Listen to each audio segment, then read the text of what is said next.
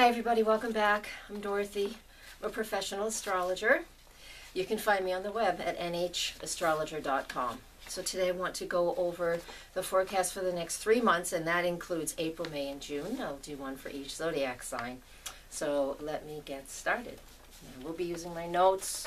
It's a lot of information. All right, so for Aries. First off, I want to start with April 4th. Now, on April 4th, we have a full moon lunar eclipse. Now, it is at the 14th degree of the sign of Libra. And for you who are Aries or have Aries rising, that means that it's in your 7th house of partnerships and relationships. And that's what Libra is all about as well. And it's right smack in the middle of the energy of Libra. So it just means that it is something, I believe, that we have worked on before. Now, I also want you to go back into your calendar, go back 6 months to October 8th.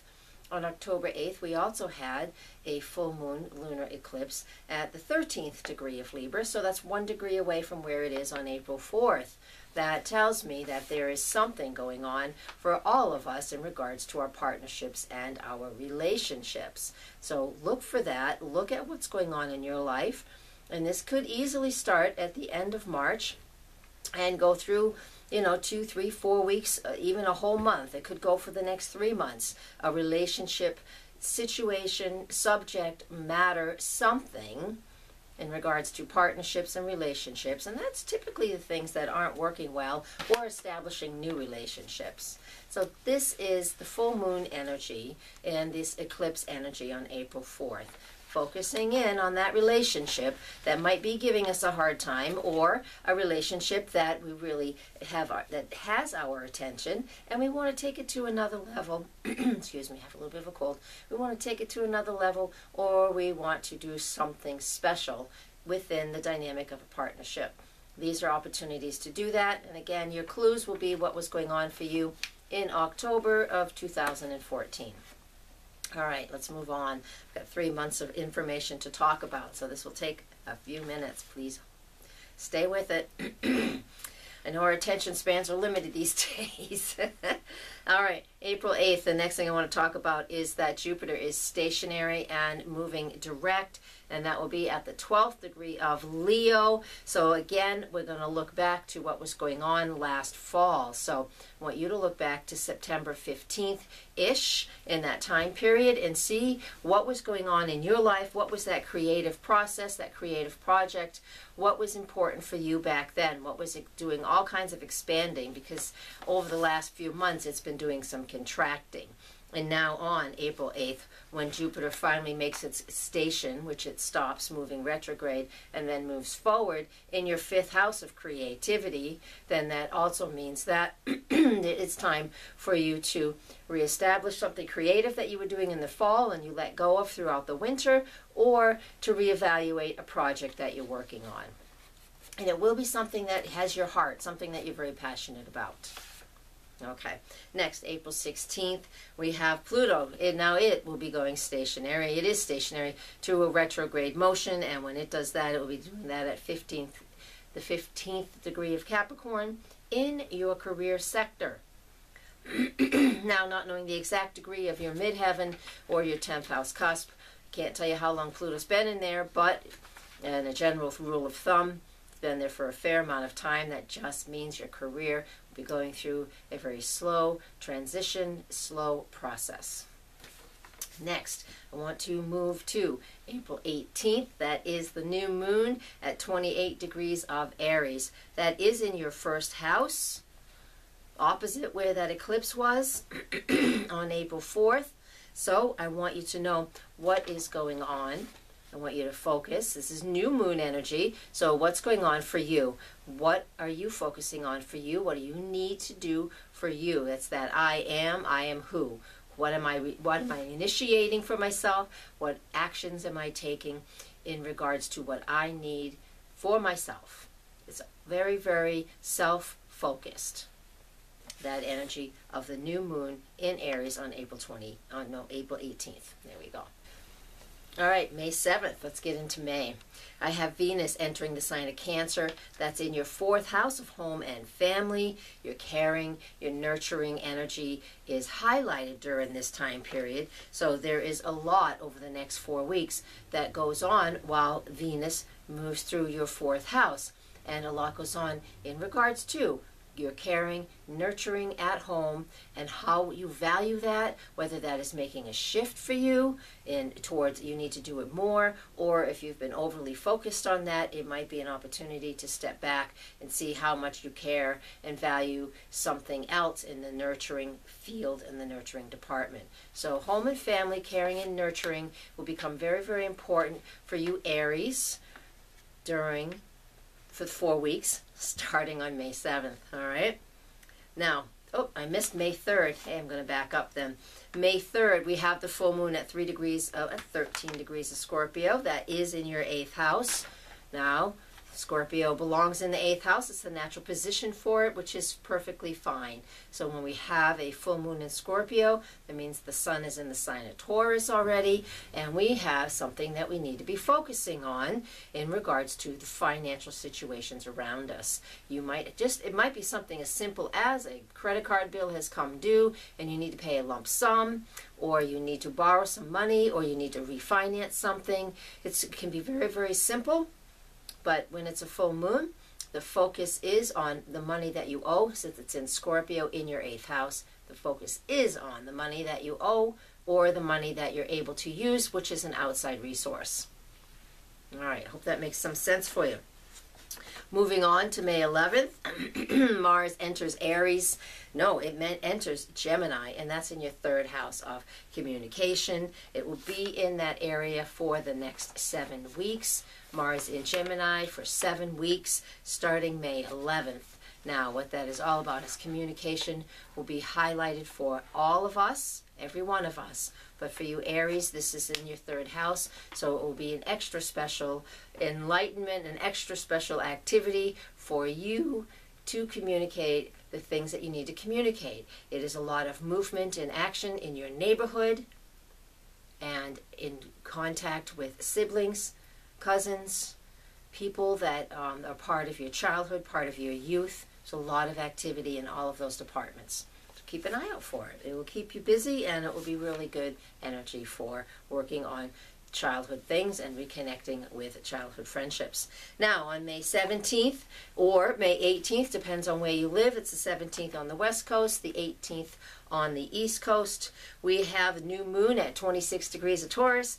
And again, for you, Aries, 2nd house, because that's your house of values. That's where Taurus is for you.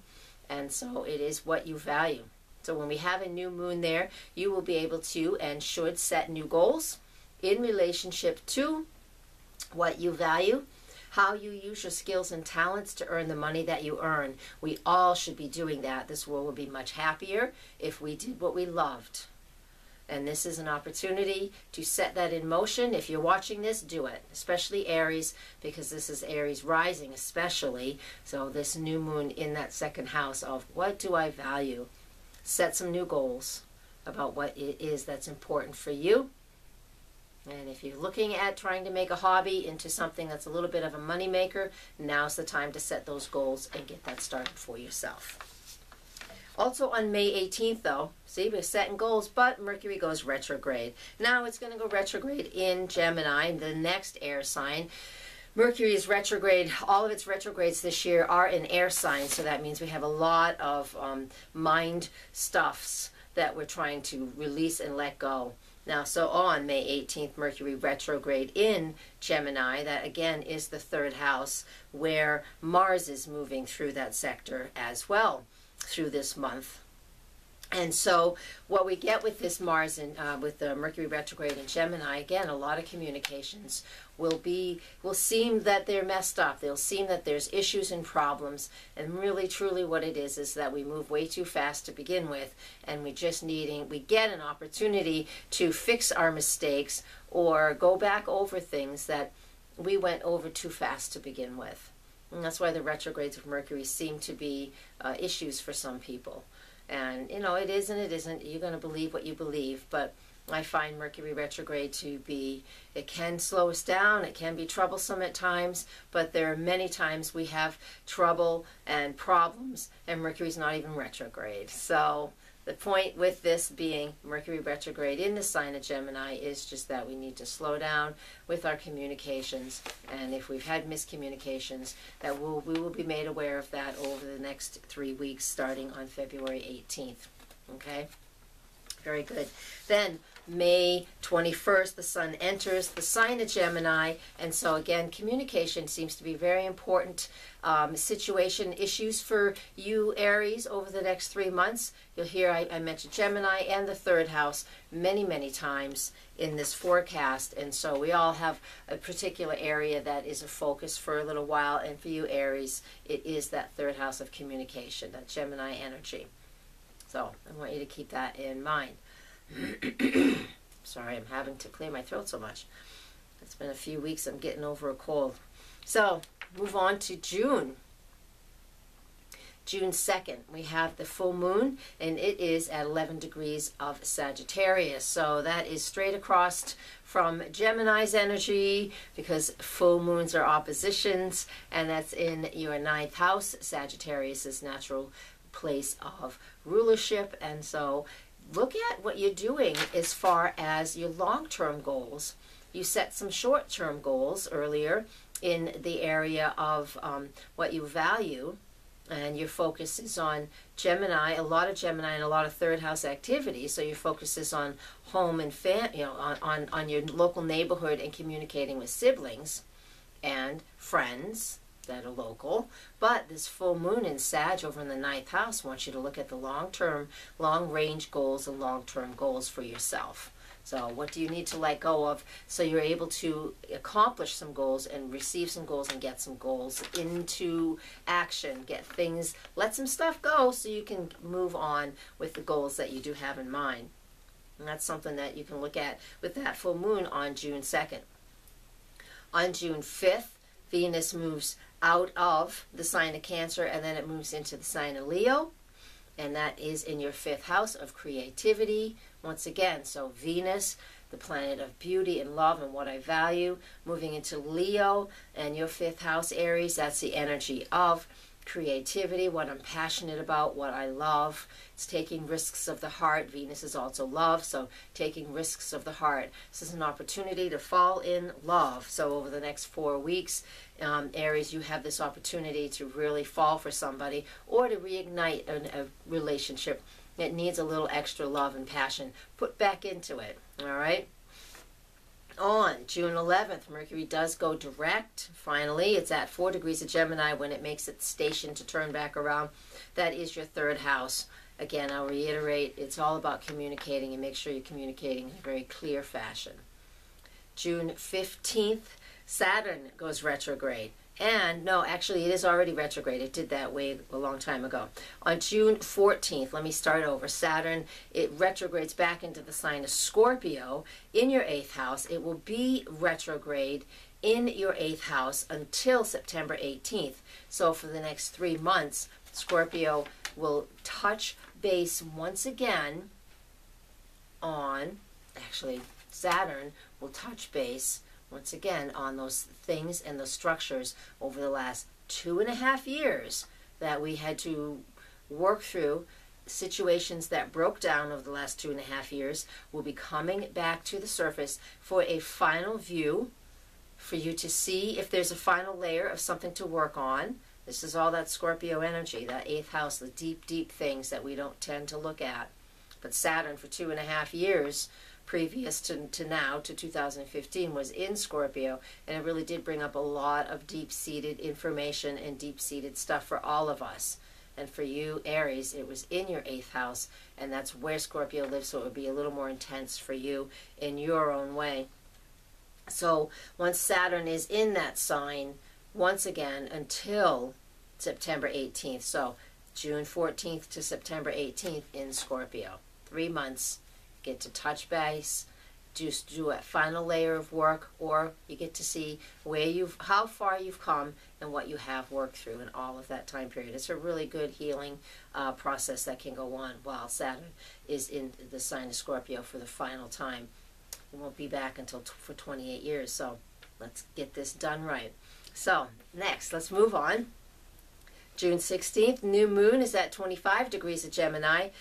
Again, your third house. I mean, you have a lot of activity there, Aries.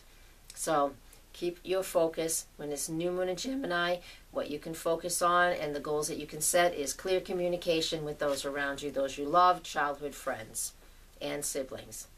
Next, June 21st, the sun enters Cancer. So now you get to shift your focus to home and family.